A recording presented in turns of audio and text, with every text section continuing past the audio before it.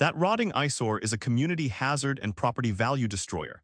Tear it down immediately before someone gets hurt and sues the entire neighborhood. That's what Bradley Whitmore screamed at me while directing his demolition crew to destroy my great-great-grandfather's 150-year-old barn. His pink dress shirt stretched tight across his bloated gut, black dress pants riding up, as he gestured wildly with his clipboard toward the hand-hewn timber structure that had sheltered 5 generations of my family's heritage. The smell of his expensive cologne mixed with diesel exhaust, and the heartbreaking sound of century-old oak beams splintering filled the morning air as this suburban dictator stood there absolutely convinced he just eliminated a liability that threatened his precious development profits. I'm Samuel Thompson, and for 38 years I've served as Jefferson County's chief historical preservationist, maintaining official records of every territorial land grant, homestead deed, and historical structure dating back to Colorado's founding.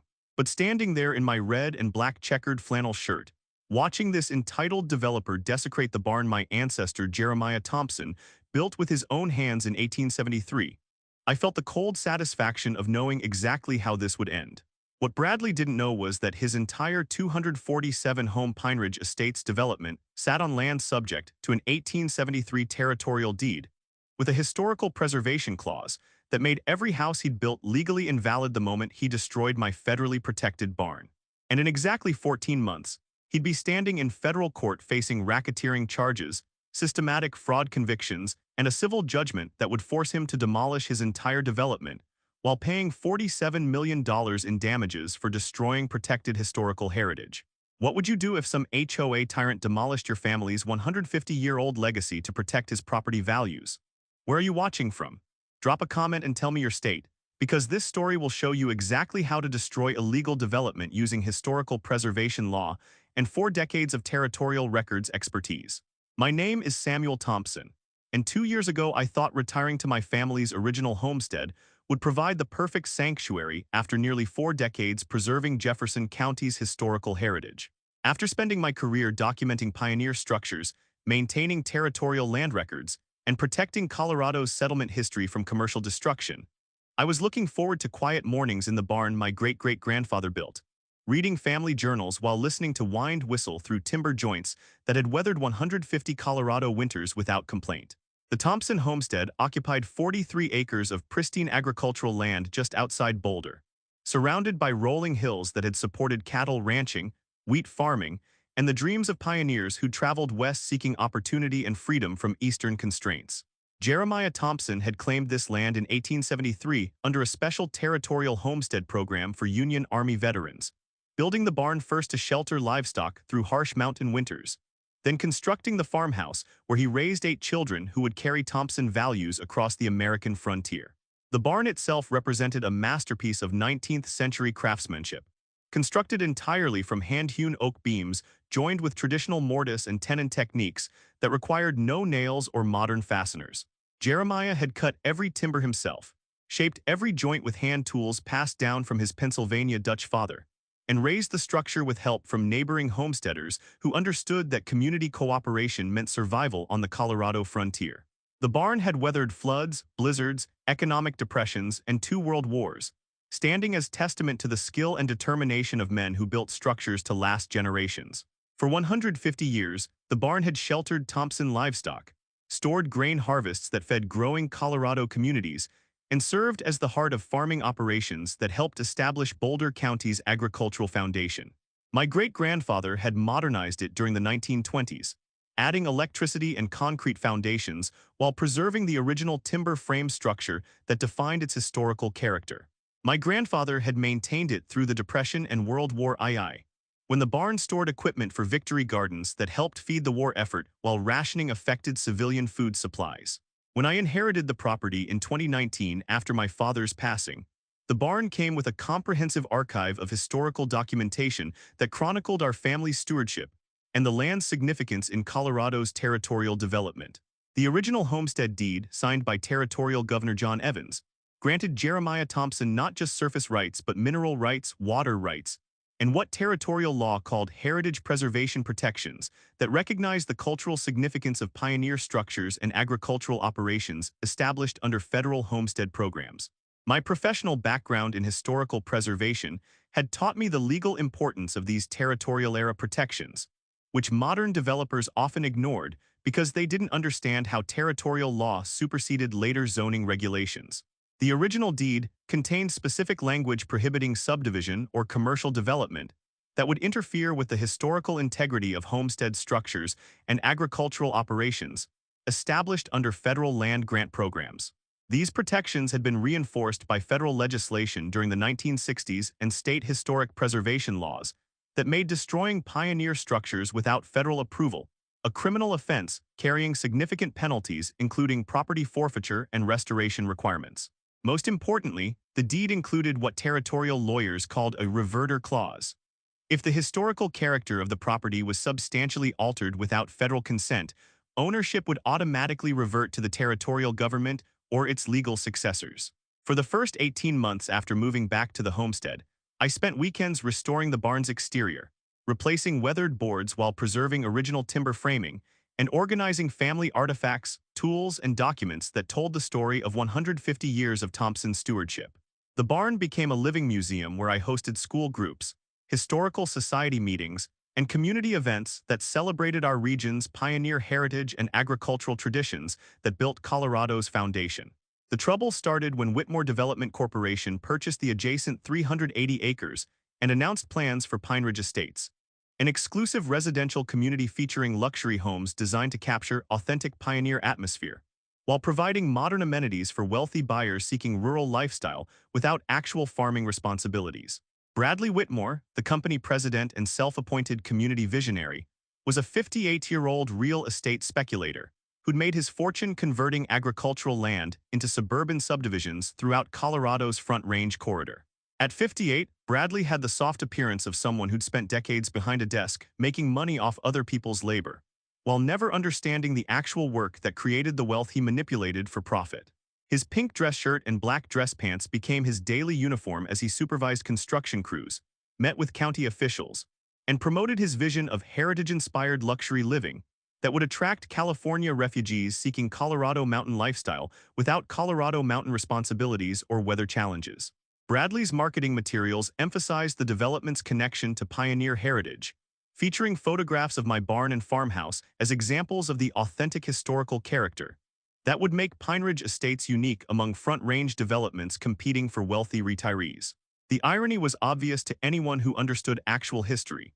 Bradley was using my family's genuine pioneer heritage to sell fake pioneer experiences to wealthy suburbanites who wanted the appearance of rural authenticity without the reality of agricultural life or historical responsibility.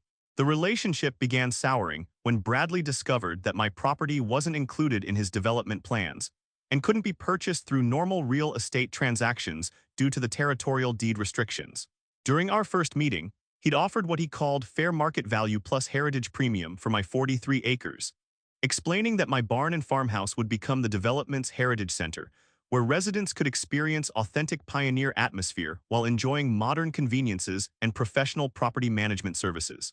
When I politely declined his offer and explained that the Thompson homestead would remain in family hands as it had for 150 years under territorial protections, Bradley's friendly demeanor shifted to barely concealed hostility. He began asking pointed questions about my property boundaries, the barn's structural condition, and what he called liability issues associated with maintaining century-old agricultural structures in proximity to modern residential development with contemporary safety expectations. The harassment started subtly with Bradley's daily inspection routine, driving slowly past my property in his white HOA golf cart while photographing my barn from multiple angles, documenting what he claimed were safety hazards and structural deficiencies that posed risks to his future residents' property values and personal safety. His clipboard became a constant companion as he appointed himself the unofficial monitor of my restoration activities, timing my work schedules, questioning my visitors, and maintaining detailed logs of what he called inappropriate activities on property adjacent to his luxury development project. That evening, as I sat in my father's old rocking chair on the farmhouse porch, watching sunset paint the Rocky Mountains in shades of gold and purple while listening to the gentle creaking of the barn's weathered siding, I realized that Bradley had made a fundamental miscalculation about his opponent. He'd assumed I was just another elderly property owner who could be intimidated through bureaucratic harassment and legal threats from expensive attorneys. What he didn't know was that I'd spent 4 decades documenting the exact territorial preservation laws he was about to violate, that I maintained the official county records that would prove his development violated federal land grant protections, and that my family's original homestead deed contained reverter clauses that would force him to demolish every house he'd built, while paying millions in damages for destroying federally protected historical heritage. Bradley's final mistake was underestimating his opponent, while simultaneously providing me with evidence of systematic targeting of historical properties for commercial profit. He thought he was bullying some retired county employee who owned an old barn that threatened his development plans. What he'd actually done was declare war on Jefferson County's chief historical preservationist, who specialized in protecting pioneer heritage, and had the legal authority to prove that Bradley's entire development violated territorial land grants that predated his company by 150 years. Bradley's first official assault came on a bitter October morning, when I found him standing inside my barn with his clipboard pink dress shirt, already showing sweat stains despite the cold weather as he photographed hand-hewn timber joints, while speaking into a digital recorder about structural deficiencies and safety violations that existed only in his imagination. The smell of his cologne mixed with the barn's century-old scent of seasoned oak and hay dust as he scribbled notes with the intensity of someone documenting war crimes against suburban property values. "Morning, Sam," he called out with fake friendliness, his voice echoing through the timber frame structure my great-great-grandfather had built to last centuries. "Just conducting the quarterly safety assessment required by county liability regulations. Your historical structure appears to violate several recently updated building codes that affect community safety standards." The violation notice he handed me was professionally printed on Jefferson County letterhead, complete with building inspector signatures and a 30-day deadline for compliance or demolition proceedings. The document was a masterpiece of bureaucratic intimidation, citing structural engineering standards, fire safety regulations, and public health requirements that supposedly applied to my historically protected barn, despite federal and state laws that specifically exempted pioneer structures from modern building codes designed for contemporary construction. Bradley had done extensive research, consulting with corrupt engineers, attorneys, and county officials to create the appearance of legitimate safety concerns, while systematically targeting the legal protections that preserved historical structures from commercial development pressure. The violations ranged from inadequate foundation specifications to non-compliant electrical systems, to what he termed structural timber deterioration, that allegedly posed immediate collapse risks requiring emergency demolition orders to protect public safety. Each violation carried fines ranging from $1,000 to $5,000, with daily accumulation until compliance was achieved through either expensive renovations that would destroy the barn's historical integrity or complete demolition that would eliminate the structure entirely. The total potential penalties exceeded $47,000, obviously calculated to force either ruinously expensive modifications or outright destruction of my family's 150-year-old heritage for Bradley's commercial benefit. The genius of Bradley's strategy was its systematic complexity designed to overwhelm property owners with technical requirements that appeared legitimate while actually violating federal historical preservation laws that protected pioneer structures from exactly this type of commercial harassment. Most people would be intimidated by engineering reports, confused by building code citations, and financially pressured by accumulating penalties that threatened their financial security and property ownership. What Bradley didn't realize was that he'd just handed detailed evidence of his systematic heritage destruction campaign to Jefferson County's chief historical preservationist, who specialized in protecting exactly these types of pioneer structures from illegal commercial development pressure. My 4 decades of experience had taught me to recognize coordinated attacks on historical properties, and Bradley's operation displayed all the hallmarks of organized heritage destruction for commercial profit maximization. The harassment campaign expanded throughout October as Bradley recruited county officials, insurance inspectors, and construction supervisors to join his systematic documentation of alleged safety violations that would justify demolition orders. Building Inspector Gerald Morrison began photographing my barn's interior without warrants, claiming emergency authority to assess public safety risks that didn't actually exist. Fire Marshal Sandra Phillips conducted what she called compliance evaluations of my electrical systems, documenting violations of codes that didn't apply to historically protected structures under federal preservation law. The coordinated nature of their activities revealed this wasn't random bureaucratic oversight, but an organized campaign to force destruction of historical structures that interfered with Bradley's development plans and profit projections. The participants had assigned roles, followed systematic procedures, and maintained detailed documentation designed to create legal justification for demolition orders that would eliminate my barn while appearing to protect public safety from imaginary hazards. My professional experience had taught me to recognize conspiracy when I saw it, and Bradley's operation displayed classic characteristics of organized heritage destruction campaigns that developers used to eliminate historical obstacles to profitable construction projects. They'd established command structure with Bradley as coordinator, created false justifications through selective interpretation of building codes, and systematically documented violations while ignoring federal and state protections that made their entire campaign criminally illegal. The escalation continued when Bradley began filing complaints with state and federal agencies about my barn, demonstrating either remarkable ignorance of historical preservation law or criminal intent to destroy protected heritage sites through false reporting to government authorities. The Colorado Historical Society received detailed reports about inappropriate restoration activities that allegedly violated state preservation standards designed to protect exactly the type of work I was performing under professional supervision. The National Park Service got complaints about my barn supposedly violating federal guidelines for historical structures, when federal law actually required protection of pioneer buildings and prohibited exactly the demolition Bradley was demanding through his fraudulent complaint campaign. The Environmental Protection Agency was told my restoration work violated wetlands regulations, despite my property being nowhere near protected wetlands and my restoration activities being specifically exempted under historical preservation, statutes that Bradley had never bothered to research. Each federal complaint triggered investigations that forced me to take time away from preservation work to meet with federal inspectors, provide documentation proving Bradley's allegations were false, and defend historical protections that were clearly established in federal law that superseded local building codes. The irony was devastating. While I was fighting to preserve Colorado's pioneer heritage, some commercial developer was weaponizing federal agencies to destroy the exact historical structures these agencies were mandated to protect from commercial exploitation. Bradley had essentially turned government preservation agencies into unwitting accomplices in his heritage destruction campaign designed to maximize his development profits.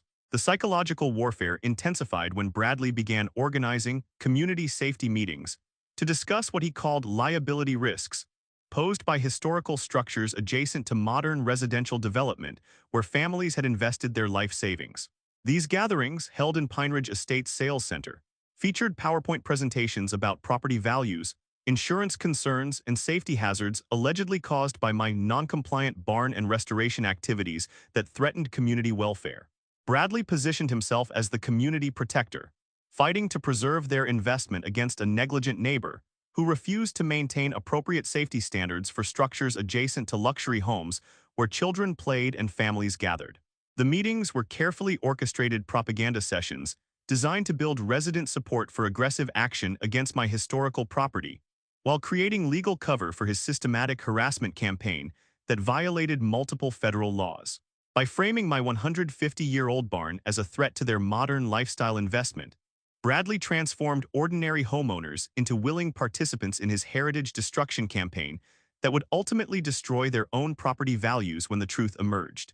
They began filing their own complaints, demanding official action against historical structures they'd been taught to fear through Bradley's manipulation, and creating the appearance of widespread community concern about pioneer heritage preservation that interfered with suburban comfort and safety expectations.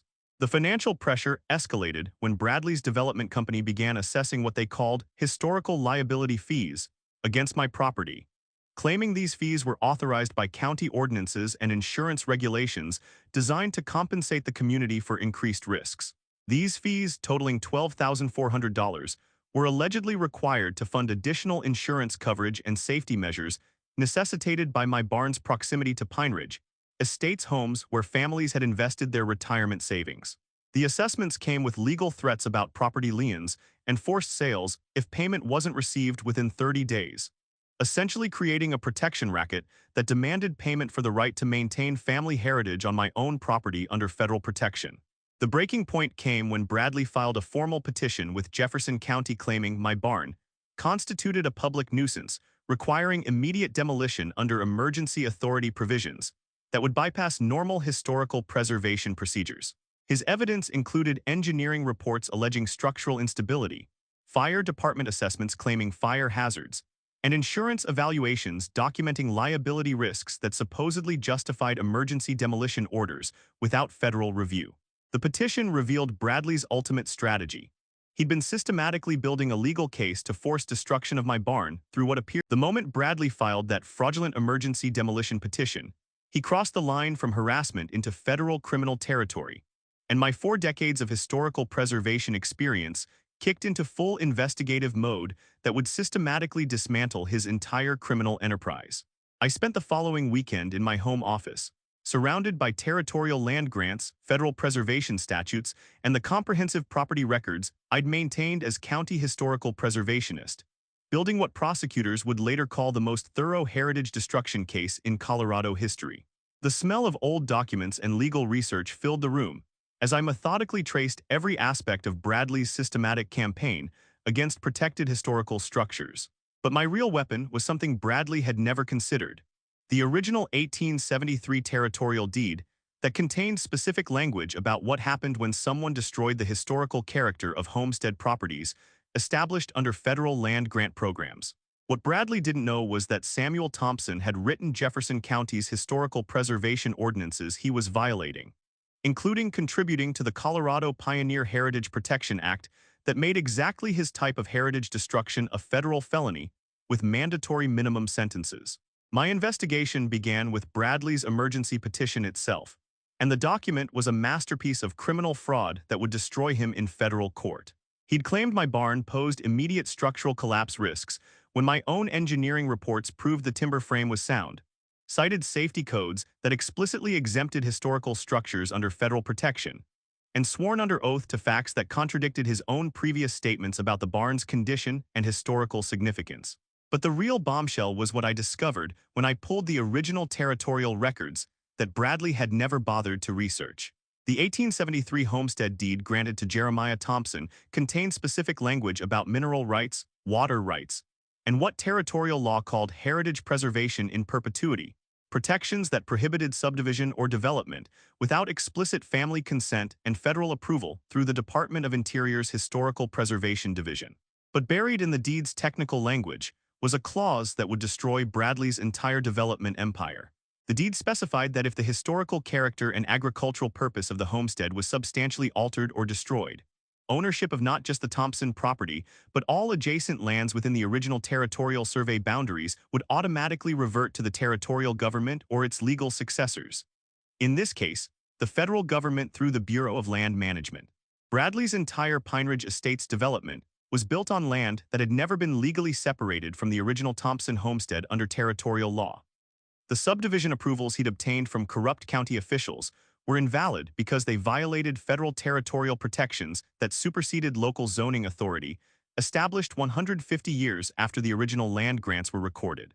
When illegal development involves federal land grants and crosses state lines through interstate commerce, it triggers federal jurisdiction under multiple statutes, including the National Historic Preservation Act, the Homestead Act enforcement provisions, and RICO prosecutions for organized criminal enterprises that destroy protected heritage for commercial profit. My analysis of Bradley's complaint pattern revealed systematic heritage destruction that extended far beyond my barn to include targeting of historical structures throughout Jefferson County. He'd been filing false safety reports about pioneer buildings, creating bureaucratic pressure to force demolition of structures that interfered with his development plans, and coordinating with corrupt county officials who were approving subdivision of protected homestead land in exchange for development fees and consulting contracts that constituted systematic bribery and corruption of local government. Each false federal report constituted mail fraud and wire fraud, both federal felonies carrying up to 20 years in prison, when part of organized heritage destruction schemes designed to maximize commercial profits through systematic elimination of historical protections. The conspiracy extended beyond Bradley to include county officials who'd participated in illegal subdivision of homestead land that belonged to the federal government under territorial grant protections. Building Inspector Gerald Morrison had been approving demolition permits for historically protected structures in exchange for consulting contracts with Bradley's development company worth over $47,000 in undisclosed payments. Fire Marshal Sandra Phillips had been filing false safety reports about pioneer buildings to justify emergency demolition orders that eliminated historical structures interfering with commercial development projects throughout the county. Even County Commissioner Robert Hayes had been fast-tracking subdivision approvals for homestead land without required federal clearance, accepting campaign contributions from Bradley's company while voting to approve developments that violated territorial land grants and federal preservation laws that protected Colorado's pioneer heritage from commercial exploitation. My investigation revealed the true scope of Bradley's heritage destruction network when I discovered his correspondence with similar development operations throughout Colorado, Wyoming, and Montana. Through my professional connections with historical preservation societies and state agencies, I learned that Bradley had been sharing tactics for targeting homestead properties, coordinating harassment strategies against historical preservationists, and providing training materials for destroying pioneer heritage through bureaucratic intimidation disguised as safety enforcement. Bradley wasn't just a local developer. He was a regional coordinator in a criminal organization that specialized in acquiring homestead land through heritage destruction and legal intimidation designed to maximize profits through systematic elimination of historical protections. The network included corrupt officials in multiple states, fraudulent engineering firms that produced false safety reports about historical structures, and sophisticated money laundering operations that disguised criminal proceeds as legitimate development investments. The evidence compilation revealed systematic heritage destruction that extended far beyond my barn to include targeting of pioneer structures, based on their interference with commercial development plans that prioritized profit over historical preservation. Bradley's operation had destroyed over 40 historical buildings throughout the region, eliminated pioneer heritage sites worth millions in cultural value, and systematically corrupted local government to facilitate criminal acquisition of protected homestead land. The money trail uncovered through my research revealed Bradley's operation was more sophisticated than typical development harassment campaigns. He'd established multiple LLCs to hide his activities, created false engineering documentation to support demolition orders, and coordinated with corrupt officials who were receiving payments for expediting destruction of historically protected structures throughout Jefferson County. My professional connections provided access to investigative resources that Bradley never anticipated. The FBI's art crime team was immediately interested when I provided evidence of systematic destruction of culturally significant historical structures for commercial profit maximization. The U.S. Attorney's Office assigned prosecutors who specialized in heritage crimes and had been building cases against criminal organizations that targeted protected historical properties for commercial development. The Department of Interior's Inspector General opened investigations into violations of federal homestead protections and illegal development of territorial land grants that belonged to the federal government under original survey boundaries. Most importantly, the Colorado Attorney General's office began examining systematic corruption in county government that had enabled Bradley's criminal organization to operate with official protection while destroying the state's pioneer heritage for private profit. Bradley's harassment of one county historical preservationist had triggered investigations by multiple federal and state agencies specializing in heritage protection and government corruption. The surveillance operation I coordinated through state and federal law enforcement revealed Bradley's activities extended far beyond what I'd witnessed personally through his systematic targeting of my family's homestead. He was conducting systematic research on homestead properties throughout the region, attempting to identify vulnerable historical structures that could be eliminated through harassment and bureaucratic pressure designed to force property sales at below-market prices. Bradley had escalated from development harassment to what federal investigators classified as organized heritage destruction, using systematic intimidation to eliminate historical structures that interfered with commercial development, while corrupting local government to provide legal cover for criminal activities. The most damaging evidence came when federal investigators uncovered Bradley's connections to anti-preservation extremist groups that opposed federal protection of historical sites and sought to eliminate pioneer heritage through systematic destruction disguised as safety enforcement and community improvement initiatives. The network included individuals with histories of anti-government activities, militia connections, and documented hostility toward federal preservation laws that protected homestead properties from commercial development pressure. Bradley's operation was funded by organizations that opposed federal land use restrictions and sought to eliminate historical protections through systematic corruption of local government and destruction of protected heritage sites that interfered with maximum profit extraction from land development projects. The evidence compilation took 6 months and filled 31 bankers' boxes with documents, recordings, photographs, and digital evidence that would destroy Bradley's criminal empire. The federal grand jury that reviewed the evidence returned indictments against Bradley and 24 co-conspirators on charges including racketeering, heritage destruction, mail fraud, wire fraud, conspiracy, and systematic corruption of local government to facilitate criminal destruction of federally protected historical properties. Bradley faced additional charges for filing false federal reports, systematic harassment of historical preservationists, and conspiracy to defraud the federal government of protected historical properties through organized criminal enterprise. My role in the investigation had to remain confidential until arrests were completed, which meant continuing to endure Bradley's harassment, while federal agents gathered additional evidence of his criminal enterprise. But every false complaint he filed, every fraudulent demolition order he obtained, every threatening communication he sent was being monitored and documented by federal investigators who specialized in protecting America's historical heritage from organized criminal destruction, designed to maximize commercial profits through heritage elimination. Bradley's desperation reached criminal insanity when he decided to escalate from legal harassment to actual demolition of my barn.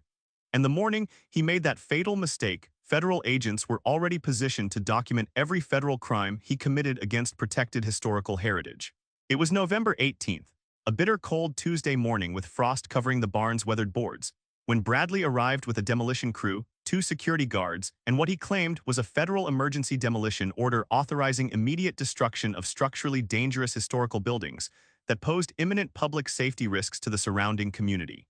The smell of diesel exhaust and hydraulic fluid mixed with his expensive cologne as he stood there in his pink dress shirt and black dress pants, clipboard pressed against his chest like armor. Absolutely convinced he'd found the federal authority to destroy my family's 150-year-old heritage before I could prove his development was built on stolen homestead land that belonged to the federal government under territorial protections. What Bradley didn't know was that FBI agents were recording everything from 5 different surveillance positions. Federal marshals were documenting violations of heritage protection laws that carried mandatory minimum sentences.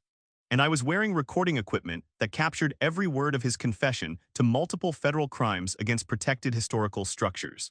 The fake federal demolition order was a masterpiece of criminal forgery, complete with Department of Interior seals, National Park Service signatures, and legal citations that would have convinced most property owners they'd lost their historical protections through legitimate federal safety enforcement procedures. Bradley had obviously invested significant money in creating convincing federal documentation, hiring what appeared to be legitimate demolition contractors, and coordinating what looked like official heritage destruction procedures authorized by federal emergency powers. My 4 decades of historical preservation experience had taught me to recognize fraudulent federal documents, and Bradley's forgery was obvious to anyone familiar with actual federal preservation procedures. The case number didn't match Department of Interior formatting standards.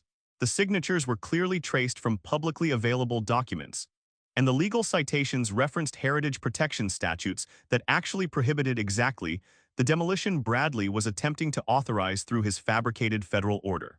Bradley had essentially forged federal court documents while simultaneously proving he had no legal authority to destroy historically protected structures on homestead land that belonged to the federal government under territorial grant protections. The demolition crew Bradley had hired were legitimate professionals who'd been deceived about the nature of their assignment through his fraudulent federal documentation designed to make criminal heritage destruction appear legally authorized. They'd been told they were removing dangerous historical structures under federal emergency authority and had no idea they were participating in criminal destruction of protected pioneer heritage that violated multiple federal statutes carrying decades in prison. When I calmly explained that the demolition order was fraudulent and they were being used to commit federal crimes against protected historical structures, the crew supervisor immediately ordered his workers to stop their equipment. "Sir, if there's any question about federal authority, we're not touching historical property," he said, backing his equipment away from my barn while Bradley screamed threats and accusations. "We don't destroy pioneer heritage for nobody, especially not with fake federal paperwork that could land us in federal prison for heritage destruction crimes." The federal wire I was wearing captured Bradley's increasingly desperate attempts to maintain control of his failing demolition scheme as his criminal conspiracy collapsed in real time. "This is a legitimate federal emergency order," he screamed, his voice rising with panic as the demolition crew retreated from my barn and refused to participate in his criminal heritage destruction scheme. "I have full federal authority to remove dangerous historical structures that violate public safety regulations and threaten community welfare. If you interfere with federal emergency proceedings, you'll face additional charges for obstruction of justice and interfering with homeland security operations designed to protect American communities from structural hazards." Every word was being recorded by federal agents, who would later testify that Bradley had confessed to multiple federal crimes while attempting to destroy protected historical heritage using forged federal documents and fraudulent emergency authority that violated numerous federal statutes protecting pioneer heritage from commercial exploitation and criminal destruction for profit maximization. Bradley's backup plan revealed the true scope of his criminal desperation when he produced what he claimed were Department of Interior orders requiring immediate removal of unsafe pioneer structures from homestead land for national security reasons that superseded local historical preservation protections. The documents, allegedly from the National Park Service and Bureau of Land Management, ordered immediate cessation of all historical preservation activities on my property due to federal security concerns. Bradley had forged Department of Interior documents, complete with official letterhead and federal agency seals, creating evidence of federal crimes that carried mandatory minimum sentences of 15 years in federal prison for each forged document used in heritage destruction schemes. The psychological warfare escalated when Bradley began making threats that revealed his knowledge of my professional position and his belief that commercial development authority superseded historical preservation protections established under federal law. "You think your county preservationist job will protect you," he said, pointing aggressively while his pink dress shirt stretched across his gut, sweat visible despite the cold morning air. "But federal safety regulations and emergency demolition authority override local historical protection. Your preservation credentials don't extend to structures that threaten public safety and community development projects that create jobs and tax revenue for local government." Bradley had just admitted he knew I was the county's chief historical preservationist, while simultaneously threatening to use fraudulent federal documents to destroy the protected heritage I was legally obligated to preserve under both state and federal law. The federal recording equipment captured Bradley's detailed knowledge of preservation law, his systematic plan to eliminate historical structures, and his belief that commercial development interests could override federal heritage protection through fabricated emergency authority.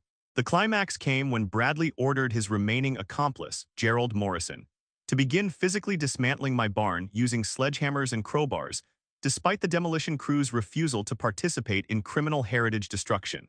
Gerald, apparently unaware that federal agents were watching from multiple positions, began attacking the hand-hewn timber joints while Bradley supervised with his clipboard and measuring tape, directing which structural elements to destroy first for maximum heritage elimination.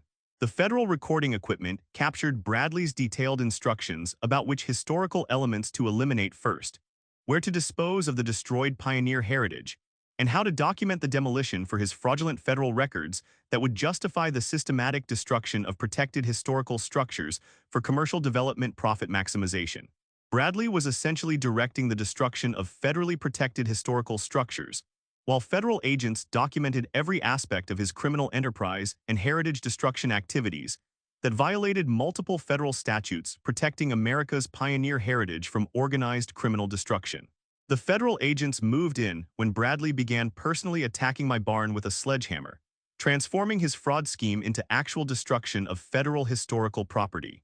Special Agent Jennifer Martinez approached Bradley with her credentials displayed, her voice calm and professional as she explained that he was under federal surveillance for heritage destruction and was now being arrested for additional federal crimes committed in the presence of federal agents who specialized in protecting America's historical heritage from criminal destruction. The color drained from Bradley's face as he realized his theatrical demolition had been a federal sting operation designed to catch him committing heritage crimes on camera, while federal prosecutors built cases that would send him to federal prison for decades. Bradley's arrest was captured on multiple federal recording devices, as agents documented every aspect of his criminal operation designed to destroy protected historical heritage for commercial profit. His pink dress shirt was soaked with sweat as Agent Martinez read him his rights, while other agents photographed the forged federal documents, secured the damaged historical property, and arrested Gerald Morrison for participating in federal destruction of protected pioneer heritage that belonged to the American people under territorial grant protections.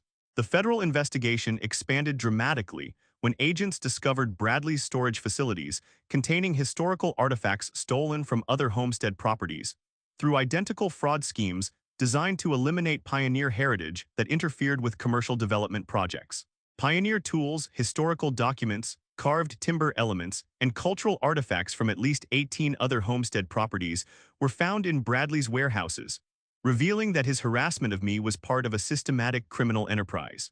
Bradley hadn't just been harassing one county preservationist. He'd been running a criminal organization that specialized in destroying historical structures and stealing pioneer heritage across multiple western states for commercial profit maximization. The money trail revealed Bradley's operation had destroyed over $4.7 million worth of historical structures and stolen cultural artifacts, all of which was subject to federal forfeiture under heritage protection statutes. His Pine Ridge Estates development was built using proceeds from heritage destruction. His personal assets were purchased with money generated by systematic theft of historical artifacts, and his entire lifestyle was funded by criminal destruction of America's pioneer heritage for private commercial gain. The federal grand jury returned a superseding indictment with 89 federal charges, including racketeering, systematic heritage destruction, mail fraud, wire fraud, money laundering, conspiracy, and organized criminal enterprise targeting federally protected historical properties. Bradley's world was collapsing faster than his fake federal authority, and he had no idea that his next court appearance would involve facing federal terrorism charges for systematic destruction of protected historical heritage, while being forced to demolish his entire development. The federal courthouse in Denver had never seen anything quite like United States v. Bradley Whitmore and Associates, and the irony wasn't lost on anyone that Bradley would be facing sentencing for systematic heritage destruction while standing in a courtroom that celebrated the very pioneer history he'd spent years trying to eliminate for commercial profit. The courtroom was packed with historical preservationists, pioneer descendants, federal agents, and community members who'd come to witness what prosecutors called the most comprehensive heritage destruction prosecution in federal court history.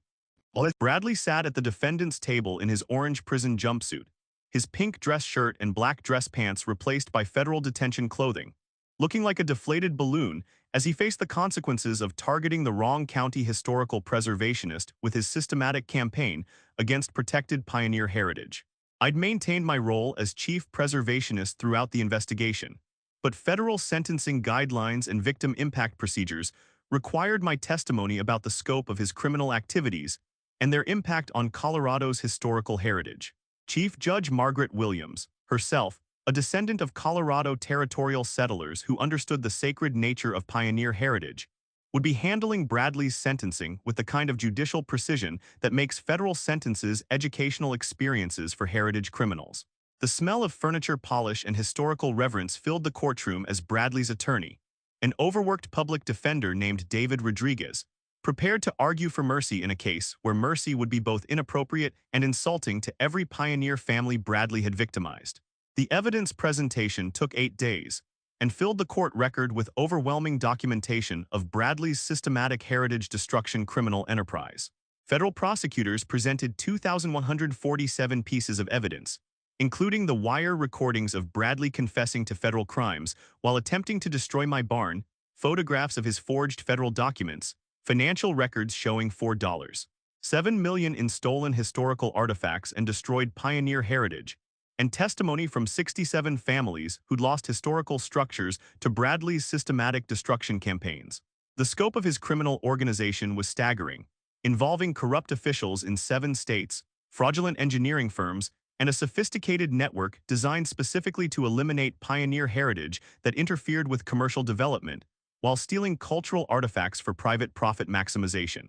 My victim impact testimony provided the court with detailed analysis of Bradley's criminal methods, and their broader implications for historical preservation and pioneer heritage protection throughout the American West.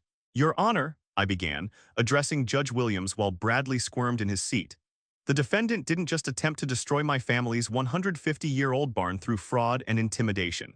He systematically undermined Colorado's pioneer heritage by targeting historical structures with criminal harassment designed to eliminate cultural landmarks that told the story of our state's settlement and development by brave pioneers who built our civilization.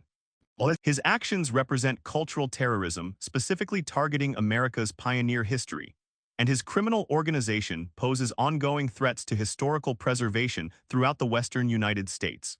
The territorial deed protections he violated were established to ensure that pioneer heritage would be preserved for future generations, and his systematic destruction of these protections threatens the foundation of historical preservation law throughout our nation. The financial destruction was swift and comprehensive, as federal forfeiture proceedings seized every asset Bradley had acquired through criminal activity. His Pine Ridge Estates development, valued at $47 million, was subject to complete demolition and land restoration, because it was built on illegally subdivided homestead land using proceeds from heritage destruction that violated federal territorial protections established 150 years ago.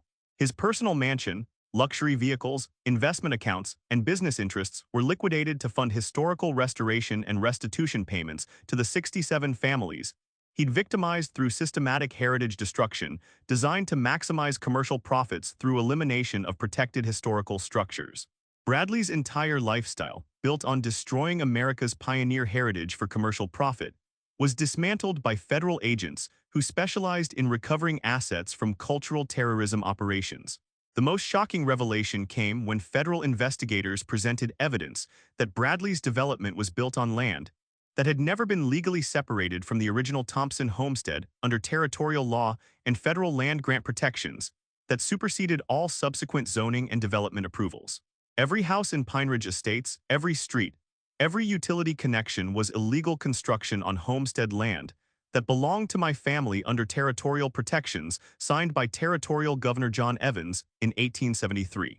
The federal court ordered complete demolition of the entire development, restoration of the original homestead boundaries, and return of all 380 acres to Thompson family ownership under the original territorial land grant provisions that had been violated by Bradley's criminal development scheme. Bradley's co-conspirators faced their own federal justice, as the criminal organization he'd built collapsed under federal prosecution designed to protect America's historical heritage from commercial exploitation. Gerald Morrison received 22 years for conspiracy and systematic destruction of historical property. His building inspector pension forfeited to pay heritage restoration costs that would restore damaged historical sites throughout Colorado. Sandra Phillips, who'd filed false safety reports about pioneer structures, received 18 years for civil rights violations and systematic heritage destruction that had eliminated cultural landmarks worth millions in historical value. County Commissioner Robert Hayes received 25 years for systematic corruption that enabled heritage destruction while accepting bribes to approve illegal subdivision of protected homestead land that belonged to the federal government under territorial grant protections. Bradley's heritage destruction network was systematically destroyed by federal prosecutors who specialized in dismantling cultural terrorism operations, targeting America's historical landmarks and pioneer heritage sites. Judge Williams's sentencing remarks became legendary in federal court circles for their comprehensive destruction of Bradley's character and criminal enterprise that had threatened Colorado's pioneer heritage. "Mr. Whitmore," she said, looking directly at Bradley as he sat trembling in his orange jumpsuit, "you have systematically victimized pioneer families through a criminal organization that specialized in heritage destruction disguised as community development. Your elimination of historical structures represents an attack on American cultural heritage that threatens the foundation of our national identity and the sacred trust between our nation and the pioneers who built our Western civilization. This court will not tolerate such egregious criminal conduct that destroys the heritage that defines our national character and historical foundation." The sentence was devastating and final: 37 years in federal prison without possibility of parole, followed by 20 years of supervised probation with restrictions on construction activities, contact with historical properties, and residence near historical preservation sites. Bradley would be 95 years old before his release, and federal probation conditions would prevent him from ever again engaging in development activities that could threaten America's historical heritage. The civil judgment was equally comprehensive as federal court awarded $3 million in damages for heritage destruction, systematic harassment of historical preservationists, and criminal elimination of protected pioneer structures that belonged to the American people under territorial protections. The judgment included punitive damages designed to deter similar criminal activities and compensate families for generations of heritage destroyed by Bradley's criminal organization. The legislative impact of Bradley's case extended far beyond individual justice as Congress passed the Pioneer Heritage Protection Act, strengthening penalties for systematic destruction of historical structures and creating federal oversight of development activities near homestead properties that contain territorial protections. The Thompson Amendment, named in recognition of my family's 150-year battle to preserve our heritage, established federal criminal penalties for harassment of historical preservationists and systematic targeting of pioneer heritage sites.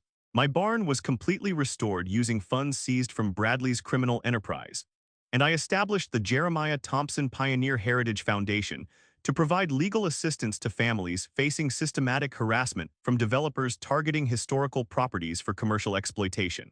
The foundation has helped over 300 families fight back against heritage destruction schemes, using Bradley's case as a blueprint for federal prosecution of cultural terrorism targeting America's pioneer history. The annual Pioneer Heritage Day celebration at my restored barn draws families from across Colorado who have successfully defended their historical properties against criminal destruction, designed to maximize commercial profits through heritage elimination. Children play in the same timber frame structure where my great-great-grandfather sheltered his livestock 150 years ago, their laughter echoing through hand-hewn beams that survived both Colorado winters and Bradley's criminal attempts to destroy our family's legacy for commercial development profits. Bradley's story became a cautionary tale taught in federal law enforcement training programs about the consequences of targeting America's historical heritage and the importance of protecting pioneer structures from commercial development pressure that threatens our national cultural foundation. His systematic harassment of one county preservationist triggered the largest heritage destruction investigation in federal court history, destroyed a criminal organization operating across 7 states, and resulted in federal legislation protecting historical properties nationwide from commercial exploitation. The barn still stands exactly as Jeremiah Thompson built it in 1873, the hand-hewn timber joints still bearing the marks of his tools, the oak beams still strong enough